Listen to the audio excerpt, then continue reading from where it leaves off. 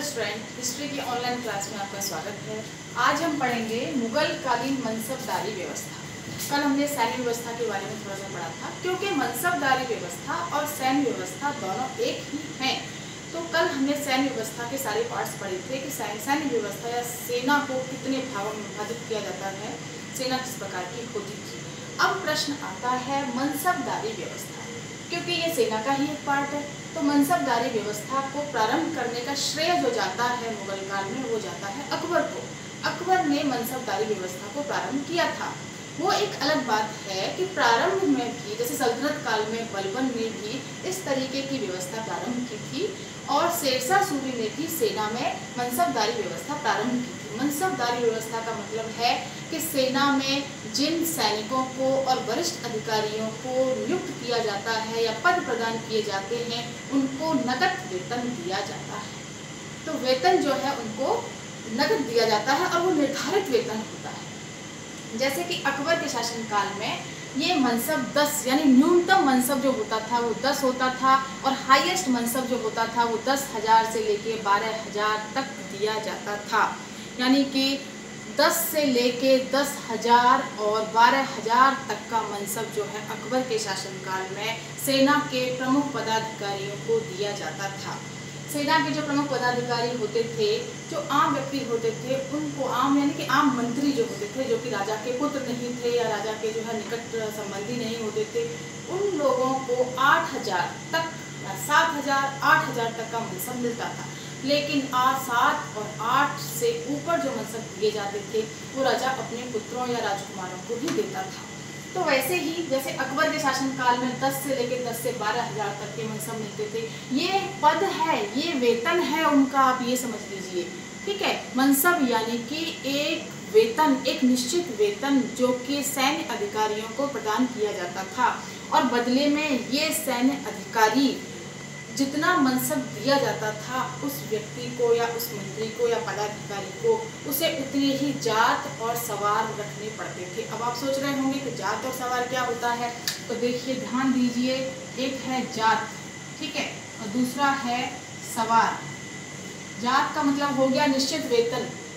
जात का अर्थ है, आप इसे ध्यान से समझिएगा, जात का अर्थ होता है निश्चित वेतन, यानी कि ये मनसब 10 से लेके 10 से 12,000, ठीक है, तो ये हो गया जात। और दूसरा होता था सवार। सवार यानी कि घुड़सवार और पैदल सैनिक। तो जिस मनसबदार को जितना मनसब मिलता था उसे उतने ही सवार रखने पड़ते थे या उसके आगे रखने पड़ते थे। एक अलग प्रोसेस है, वो मैं आपको बाद में समझाऊंगी।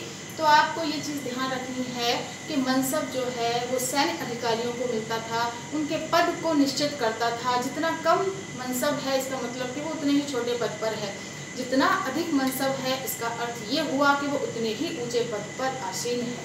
तो मनसब जो है वो सेना में पद और प्रतिष्ठा को पूरी तरीके से जो है निश्चित करता था। अकबर के शासनकाल में 10 से लेकर 10 से 12,000 हाईएस्ट, जहांगीर के शासनकाल में लगभग 10 से लेकर 40,000 तक के मनसब दिए जाते थे और शाहजहां और औरंगजेब के शासनकाल में ये मनसब 10 से लेके 50,000 तक भी दिए जाते थे।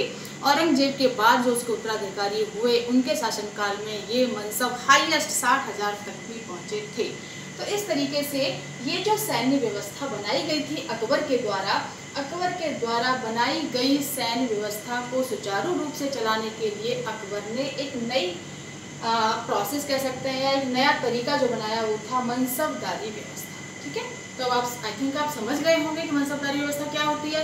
मनसबदारी व्यवस्था जो है पद पर जिस मंत्री को लगाया जाता था, जिस मंत्री को नियुक्त किया जाता था, उसके पद को पूरी तरीके से इंडिकेट करता था कि उसे कितना मनसब प्रदान हुआ है और बदले में उसे उतने जो है सवार, घुड़सवार, सैनिक, पैदल वगैरह रखने पड़ते थे। तो ये जो है, क्योंकि उस समय में जो सेना थी, कुछ सैनिक जो है वो राजा के होते थे, लेकिन कुछ जो सेना है, कल हमने थोड़ा सा पढ़ा था इसके बारे में, शायद आपको याद होगा कि कुछ मनसबदारी सेना भी होती थी। तो वो जो मनसबदारी सेना होती थी, उस मनसबदारी सेना के बारे में ही अभी हम चर्चा कर रहे हैं।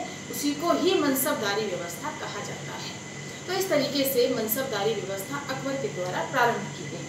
तो अब नेक्स्ट हमारा पॉइंट आएगा मनसबदारों की श्रेणियाँ। ठीक है, कि किस तरीके से उसको विभाजन किया जाता था, किस तरीके से विभाजित होती थी। मुगल काल में मनसबदारों की कई श्रेणियां थी, लगभग 6 श्रेणियां बनाई गई थी। उसमें आप देख सकते हैं बोर्ड पर। सबसे पहला था हमारा मनसबदार। 500 से कम का जो मनसब मिलता था उसको मनसबदार कहा जाता था। और उसके बाद आएगा अमीर। 500 से लगभग 2500 तक का जो मनसब मिलता था उस पद को कहा जाता था अमीर। और उसके बाद हमारा आएगा उमरा ए आजम।